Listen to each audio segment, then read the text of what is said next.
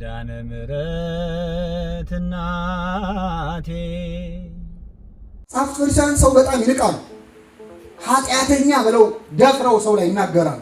ይቺ ሴት እንዴት አይነት ዘማዊ መሆኗን ቢያውቅ ኖሮ እኮ አያስጠጋትም ነበረ፣ ነቢይ ከሆነ እንዴት አይገለጥለትም እያሉ ይናገሩ ነበር።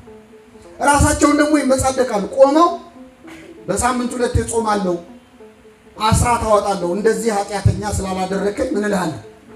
እግዚአብሔር ያሳያቸው። ጸሎቱን ትተው የእሱን ኃጢአት ገምግመው የእነሱን ጽድቅ ገምግመው ከሱ ስለሽ በጣም ከባድ ለታይታ ለግብዝነት። ይሄ የፈሪሳውያን። ክርስቶስ ግን እንደዛ አልነበረም። የኃጢአተኞች ወዳጅ ነበር፣ መፍቀሪ ኃጥአን። በሚደንቅ ሁኔታ የታየው ከቀራጮች ጋር፣ በጣም ሰው ከሚጠላቸው ጋር፣ ከዘማውያን ጋር ቤታቸው ገብቶ ዛሬ በቤት እገባለሁ። ሰው በጣም የሚንቃቸው ሰዎች ስምዖን ዘለምጽ፣ ስምዖን ቤት ለምጽ እንግዲህ የዛን ጊዜ ኃጢአት ምልክት ነበር። እሱ ቤት ሲገባ አይታ ነው ባለሽቷ ማርያም እሱ ቤት ሳይንቅ ከገባማ እኔንም አይንቀኝም ብላ ሽቱ ይዛ ሄደች። ማንንም የማይንቅ ነበር ክርስቶስ። የሰዎች ድካም ላይ የማይፈርድ ነበር። ፈራጅ ሆኖ እኮ ነው ደግሞ የሚገርመው። ፈራጁ ማን ነው? እሱ ነው። ቢፈርድ ስራው ነው። አትፍረድ አይባልም እግዚአብሔር። ግን እሱ እንደዚያ ሆኖ እንኳን እኔ አልፈርድብሽም፣ ከሳሾችሽ ወዴት አሉ? ድንጋይ ይዘው ሊወግሯት የመጡትን ሰዎች የት አሉ? የሉም ጌታዬ፣ አንዳችስ እንኳን የሉም። እንግዲያው እኔም አልፈርድብሽም፣ በሰላም እንጂ የሚል ነበር። ስለዚህ ክርስትና አንዱ እንዲጠላ የሚያደርገው ፈሪሳውያንን የምንመስል ክርስቲያኖች፣ ተመጻዳቂ ክርስቲያኖች። ፈሪሳውያን መራር ተናጋሪዎች ነበሩ። በጣም አጥንት የሚሰብር ንግግር ይችላሉ። በጣም የሰው ልብ የሚጎዳ አይናገሩ የሚያሰኝ ማለት ነው። ስድባቸው ክርስቶስን ምን ያለው 3 ዓመት እኮ ያልተሸከመው ስድብ የለም። በጆሮው እኮ የተቀበለው ሕማማት ይበልጣል ከግርፋቱ በፊት። የአጋንንት አለቃ ብለውታል። ክብር ይግባው ክርስቶስ። ቤልዜቡል አለ። ቤልዜቡል የዝንብ ጌታ ማለት ነው። የአሕዛብ አማልክት ውስጥ ምን ያላሉት ነገር አለ? ብዙ የስድብ ቃል ተናግረውታል። 3 ዓመት ነው። ይሰማዋል። እሱ ፊት ለፊቱ የሰደቡታል፣ ከበስተጀርባ የሰደቡታል። ሰውም ላይ ሲናገሩ ሰብረው የሚናገሩ ነበር። አሁን እዚህ ዮሐንስ ወንጌል ምዕራፍ 11 ላይ ልብ ብላችሁ ከሆነ አይነ ስውር ሆኖ የተወለደው ሰው አልነበረም? ትንሽ ሊከራከሩት ሞከሩና ክርክሩን ማሸነፍ ሲያቅታቸው አንተ ሁለንተናህ በኃጢአት የተወለድክ ዕውር ሆነህ የተወለድክ አሉት። ክርክሩ ሲያቅታቸው ወደ ሰውየው ነው የሚዞሩት። እንደዚህ አይነት ጸባይ ያለበት ሰው አለ። የሆነን ሰው የሆነ ነገር እንለውና ክርክሩ ሲያቅተን አላውቅም እንዴ አንተ። በጣም መጨካከን በጣም ይሄ የፈሪሳውያን ጸባይ። ክርስቶስ ምን አይነት ነበር? አንድ ሰው አይሳደቡ፣ ስድቡን ተውት። እስቲ በእውነት በጣም ድንቅ ቃል አለ እዚህ ማቴዎስ ወንጌል ምዕራፍ 12 ላይ ከቁጥር 19 እንግዲህ እሱን እንደማንመስል እንዲገባን ነው። የመረጥኩት ብላቴናዬ ነፍሴ ደስ የተሰኘችበት ወዳጄ ይላል። መንፈሴም በእርሱ ላይ አኖራለሁ። ፍርድን ለአሕዛብ ያወራል ክርስቶስ። ከኔ ጋር ናችሁ? ፍርድን ለአሕዛብ ያወራል። አይከራከርም ክርስቶስ። ምን ላይ አይከራከርም፣ አይጮህምም። ድምፁን በአደባባይ የሚሰማ የለም ይላል። አንዳንድ ሰዎች ስለ ክርስቶስ ለማስተማር በሚል በየካፌው ሰው ሻይ የሚያስደፋሉ አስደንግጠው። ክርስቶስ ምን ይላል? አይከራከርም፣ አይጮህም። የጩኸት የኃይል እንደዚህ አልነበረም። አይከራከርም፣ አይጮህም።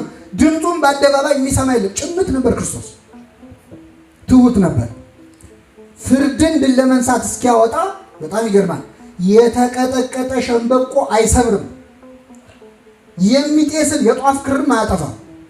ሸንበቆ አሁን የተቀጠቀጠ ሸንበቆ መስበር ይከብዳል። ጨርሷል፣ ስራውን ግማሽ ደርሷል። ስለዚህ እሱ ሰበር ማለት ነው። የሚጨስ ጧፋውን ልክ ሲጠፋ ምን ይሆናል? ይጨሳል። እሱም ማጥፋት ይከብዳል፣ በቀላሉ ይጠፋል። ክርስቶስ ግን የተቀጠቀጠ ሸንበቆ እንኳን አይሰብርም። የተቀጠቀጠ ሸንበቆ ምንድን ነው ካላችሁ እኛ ነና ኃጢአት የቀጠቀጠን ሸንበቆዎች ማለት ነው። ሰው ነው። ያንን አይነ ስውር ሲያበራ ምን ታያለ? ሸንበቆ ሲወዛወዝ ይታየኛል እንዳሉ ነው። ከዛ መልሶ ሲዳስሰው ከሰው ወደ ክርስቶስ አሁን ጌታን አየለ። ለሁላችን አይናችንን ያብራል። ሸንበቆ የተባለው ሰው የተቀጠቀጠ ሸንበቆ ማለት በኃጢአት የተሰበረ ሰውነት ያለውን ሰው አይሰብርም ክርስቶስ። የሚጤስ ጧፍ አያጠፋም ማለት ደግሞ ነፍሱ ልጠፋ ትንሽ የቀራትን ሰውዬ እንኳን አይሰብረውም ክርስቶስ። ገደል አፋፍ ላይ ያለችን ነፍስ ይመልሳታል እንጂ አይጎዳትም፣ አይሰብራትም። ሁላችንም በቸርነቱ ይመልሳል። ስለዚህ ክርስቶስን የምንመስል ክርስቲያኖች ብንሆን ኖሮ ክርስትና በተግባር ተገለጠ ያሰኝ ነበር። ብዙ ሰዎችም በእኛ ተስበው የሚገርማቸው የመጀመሪያዎቹ ክርስቲያኖች በጣም መንፈሳውያን ነበሩ። ክርስቲያኖች ሕይወታቸው ብቻ ራሱ ሌላውን የሚማርክ ነበር። እነሱን አይቶ ብዙ ሰው ወደ ክርስትና ተመልሷል። ወንጌል ገና ሳይጻፍ መጽሐፍ ሳይጠቀስ የእነሱ ሕይወት ጥቅስ ሆኖ ማለት። እኛው ብዙ ጥቅስ እናውቃለን፣ ሕይወታችን ላይ ግን ብዙ ጥቅስ የለም። አንድ ጥቅስ ምን እነሱን አይቶ ሰው እንደውም በጣም ይገርማል። ቅዱስ አዩብ ጊዮርጊስ የተባለ አባት ምን ብሎ ጽፏል? በመጀመሪያዎቹ ክርስቲያኖች ዘመን አንድ ሰው ጸባዩ እንኳን በጣም ካማረ ይህ ሰውዬ ዛሬ የዋለው ከክርስቲያን ጋር ነው ይባላል አሉ። ዛሬስ ጸባዩ ከተበላሸ ነው። አዎ በእኛ ምክንያት አይደል እንዴ? አንድ ቦታ የሆነ ሰው ሞቶ ሊቀበር ሲባል ሃይማኖቱ ይታወቅ ተባለ። መታወቂያ የለው፣ ምን የለው፣ ማተብ የለው፣ ምንም የለው። ግን የሞተው ሰክሮ ስለሆነ ያው ምናልባት ኦርቶዶክስ ሊሆን ይችላል አሉ። የክርስቲያኖች መታወቂያ ይሄ ነበር አልነበር? ክርስቶስ ለሐዋርያቱ የሰጣቸውን መታወቂያ ልንገራችሁ። እርስ በርሳችሁ ብትዋደዱ ሰዎች የኔ ደቀ መዛሙርት እንደሆናችሁ በዚህ ያውቃሉ። ፍቅር ነበር መታወቂያ። በስካር መታወቅ፣ በዝሙት መታወቅ፣ በጸብ መታወቅ፣ በክፉ ነገር መታወቅ እና በጣም በሚያስነቅፍ መንገድ ስለምንኖር እግዚአብሔርን አስተችፍ ነው። አንድ ሁለት ነጥብ ላንሳ እናጠቃልላለሁ። ተግባራዊ ክርስትና እንደሌለን የሚያሳየው እና ሊኖረን እንደሚገባ የሚያሳየው ለሌላው ነፍስ አለመጨነቅ ነው። በጣም ለራሱ ጸሎተኛ ጾመኛ ሕይወቱን አስተካክሎ ስለሌላው ግድ የማይሰጠውና ምንም የማይመስለው ከሆነ ክርስቲያን አይደለም። ለወንድሙ መዳን የማያስብ ሰው ገና አላመነም ይላል ቅዱስ ዮሐንስ አፈወርቅ።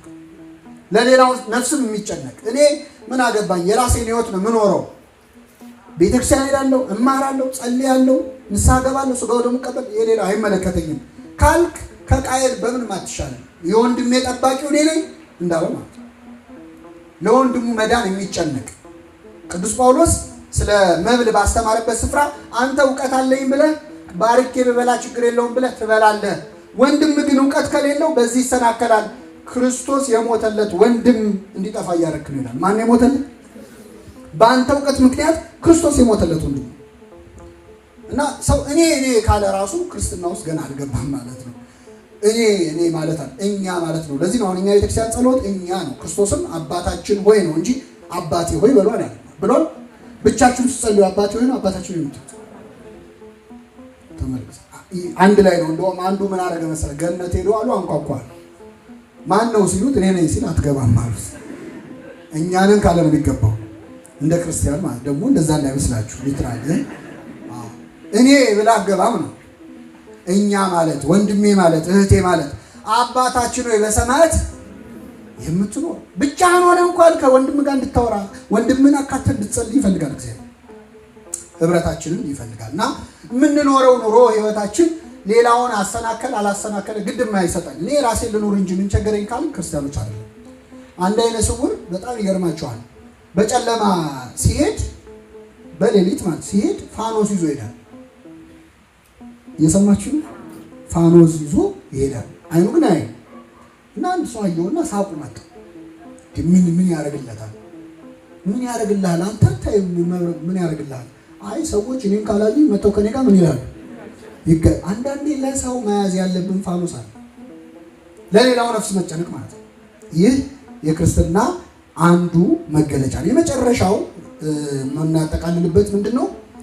ክርስትና ከቤተ ክርስቲያን መውጣት አለበት። ከቤተ ክርስቲያን ውጪ መታየት አለበት። እስቲ በሉ እናንተ የምድር ጨው ናችሁ። የምን ጨው? የምድር ጨው። የሚጨመረው ጨው ውስጥ ነው ወይስ ወጥ ውስጥ ነው? ወጥ ውስጥ ነው። ጨው ውስጥ ይጨመራል አይጨመርም? ቤተ ክርስቲያን ውስጥ አንዳንድ ሰው በጣም መንፈሳዊ ነው፣ ትሁት፣ ሰላምተኛ። እንደው እኔ በተለይ ጠበል ቦታ እንዲ ቅዳሴ ምን የሚታይትና ሀገር ውስጥ እኮ ቢስፋፋ በቃ ሰላም ነው። ምን ነው ትሁት ነው። ሲወጣ አውልቆ ከነጠላው ጋር ያስቀምጠዋል። መንፈሳዊነቱን፣ ትትናውን፣ ሰው ማዳመጡን፣ መታዘዙን ያስቀምጠውና ልክ ሲወጣ ሌላ ሰው ይሆናል። ከዛ ምን ነው አየኸኝ ይላል። ክርስትና ጨው መሆን ካለበት ለዓለም ነው። ጨው ውስጥ አይጨመርም።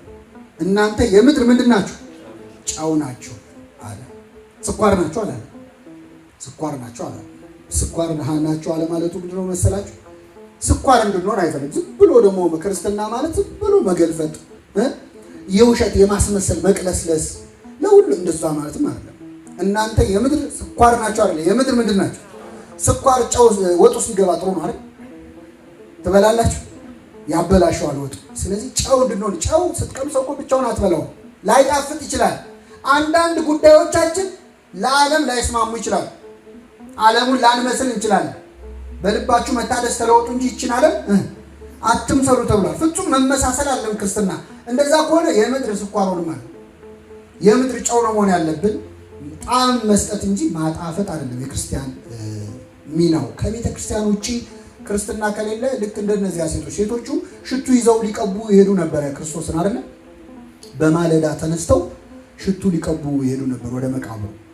ጌታ ተቀብሯል ብለው ስላሰቡ ነው ሽቱ ያዙት። ከተነሳ በኋላ ግን ሽቱ ይዘው ወደ መቃብሩ ሄዱ። ለምን? ጌታ ምን ብሎ ተነስቷል። እሁድ ቤተክርስቲያን ልናስቀድስ ስንሄድ ብቻ ከሆነ መንፈሳዊ የምንሆነው ክርስቶስ ገና አልተነሳም ለኛ ማለት ነው። አሁንም ተቀብሯል አንተኛ ጭንቅላት ውስጥ። ሽቱ ይዞ እንደመመላለስ ይሆናል ለማስቀደስ ኪዳን ለማድረስ የምንሄደው። ከቤተ ክርስቲያን ውጪ ይዘነው መውጣት አለብን።